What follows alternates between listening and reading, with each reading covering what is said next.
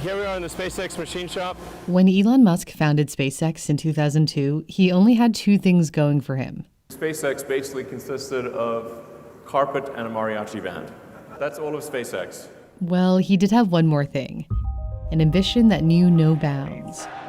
The sky is not the limit for Elon, whose mission is to send people to Mars.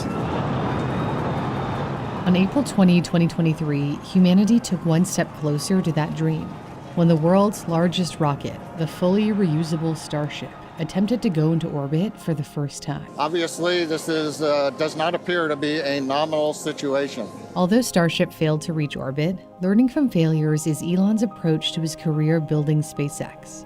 And to think he built a rocket company with just a bachelor's degree in economics and another in physics.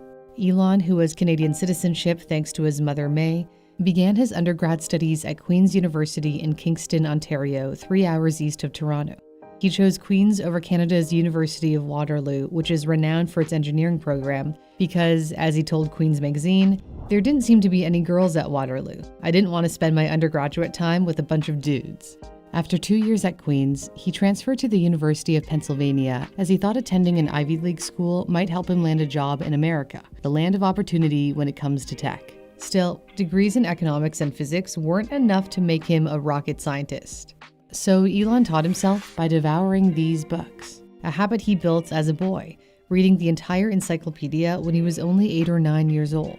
He also absorbed knowledge from the industry's best. He cold-called aerospace consultant Jim Cantrell, who answered while driving in his convertible with the roof down. He thought he heard Elon introduce himself as an internet billionaire, as he recalled in an interview with Esquire.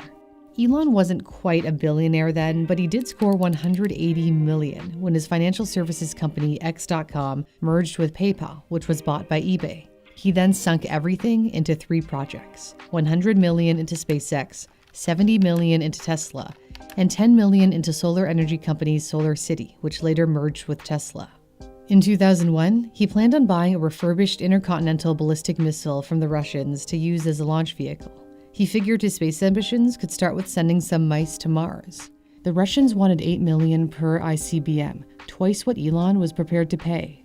When he countered with $8 million for 2, Jim Cantrell recalled in Ashley Vance's biography on Elon that the Russians reportedly said something like, "Young boy, no." Elon apparently stormed out of the meeting. On the flight home, he broke down the cost of building and launching a rocket on a spreadsheet. He realized a modest-sized rocket that could carry smaller satellites and research payloads into space could be much less than $8 million. So SpaceX was born with a goal of building its own rockets. It is an understatement to say starting a rocket company is hard. But Elon found an ally in the godfather of rocket science, Tom Mueller. Tom worked for the large aerospace company TRW at the time, which Northrop Grumman later acquired. He spent weekends building and firing rockets in the Mojave Desert in California as part of an amateur rocket club. The amateur rocket scene was tight, and Tom got introduced to Elon. Tom designed the Merlin engine that powers SpaceX's rockets. Basically, this engine will burn a hole right through concrete. Merlin revolutionized spaceflight as it's designed to be reused. Elon understood that the only way to open up space to everyone was to drastically cut costs by building reusable rockets. The Falcon 9 is partially reusable as the booster lands back on Earth. Before the Falcon 9, there was the Falcon 1. The Falcon 1 attempted to launch for the first time on March 24, 2006. It lasted only 41 seconds in the air before crashing due to a fuel leak. The second attempt the following year went slightly better, but the rocket failed to reach orbit due to a chain of issues caused by an unexpected bump when the first and second stages separated. Third time wasn't a charm either, as a timing error caused the 2 stages to collide. Elon had run through all the money he had set aside for SpaceX. When you had that third failure in a row, did you think, I need to pack this in? Never. Why not? I don't ever give up. I mean, I'd have to be dead or completely incapacitated. He told his employees to keep going. The then head of talent acquisition at SpaceX, Dolly Singh, recalled on the question and answer site Quora, Elon said, quote, "We need to pick ourselves up and dust ourselves off because we have a lot of work to do." Then he said, with as much fortitude and ferocity as he could muster, "For my part, I will never give up, and I mean never. and that if we stick with him, we will win. I think most of us would have followed him into the gates of hell, carrying suntan oil after that. It was the most impressive display of leadership that I have ever witnessed. While Elon tried to save SpaceX, Tesla was hanging by a thread. He joined Tesla in its infancy after sinking millions from its PayPal earnings and stepped into the role as the company's board chair. After numerous management shakeups, he was left in charge as CEO in late 2008, at a time when Tesla was in serious trouble. The production of the first vehicle, the sporty Roadster, went way over budget.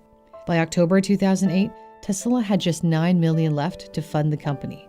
It was hard to convince investors to fork over millions more during the worst financial crisis since the Great Depression. His personal life fared no better. He was going through a divorce from his first wife, Justine, with whom he shares triplets and twins. Elon has said 2008 was the worst year of his life.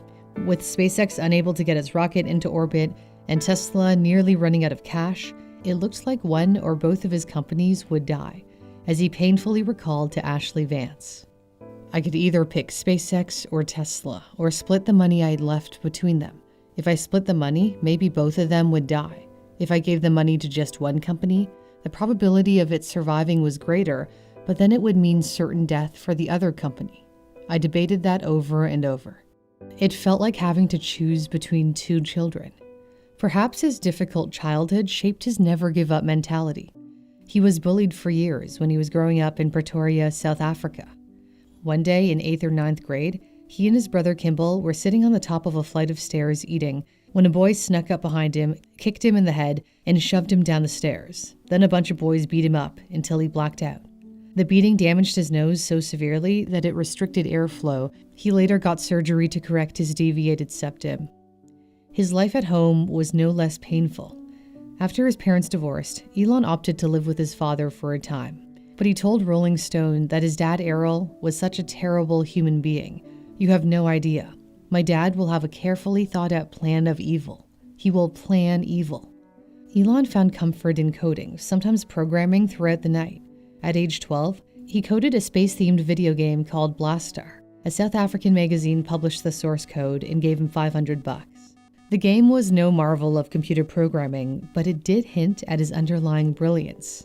He turned his science fiction fantasies into reality when he founded SpaceX at the age of 30. 5, 4, 3. Despite 3 failed flight attempts, an investment from a venture capital firm made it possible for SpaceX to attempt a 4th flight. The future of SpaceX rested on that 4th launch.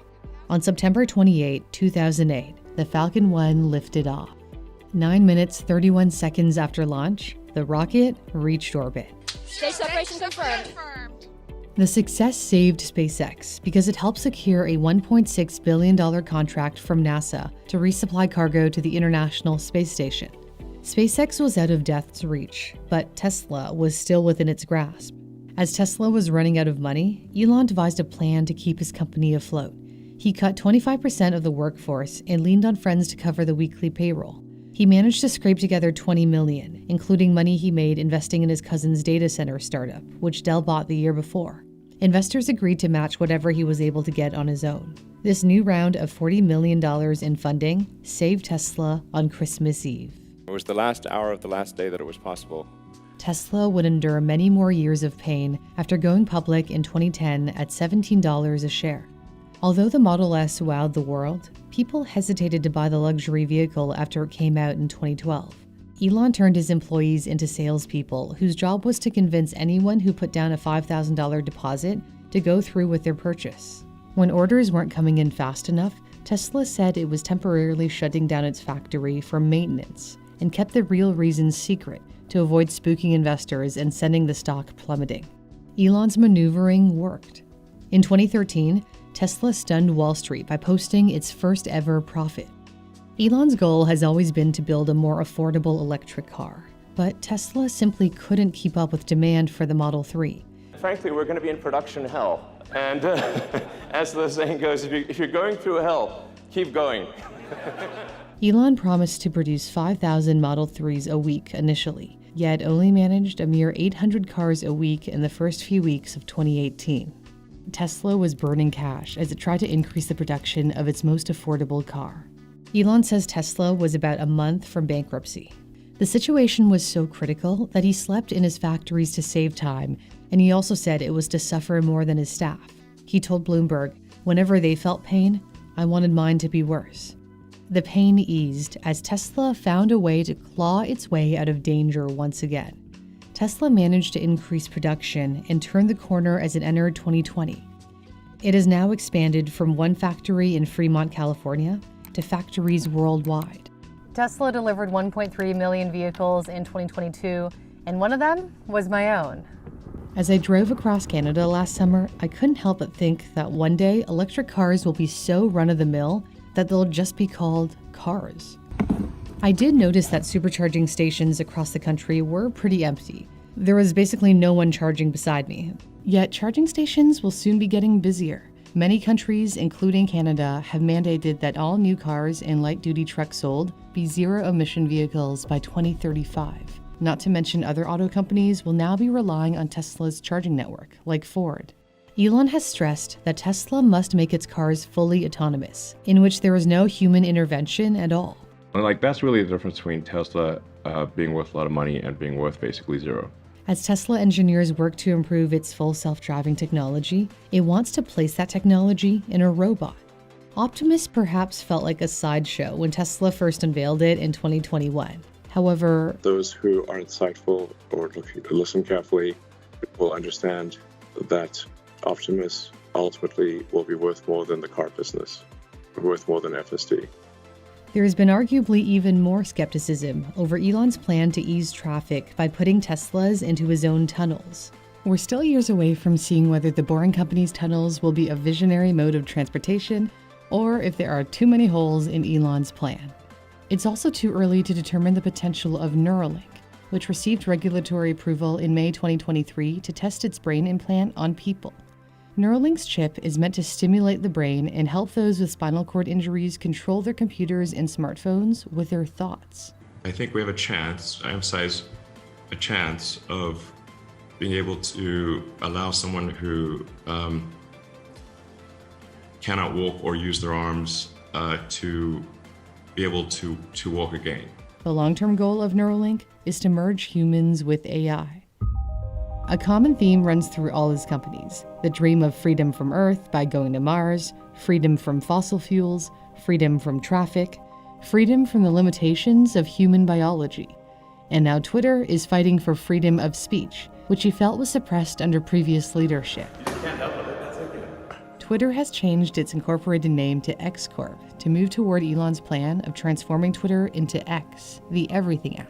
That includes making Twitter a better video experience. And a little announcement, I'm now posting all of my full videos on Twitter, where I'll also share exclusive tech insights. You can catch me at Newsthink or click the link in my description.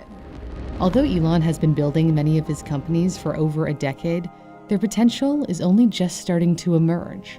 Regardless of whether he succeeds or fails, he won't give up. He once said, "When something is important enough, you do it, even if the odds are not in your favor." Thanks for watching. I'm Cindy Palm.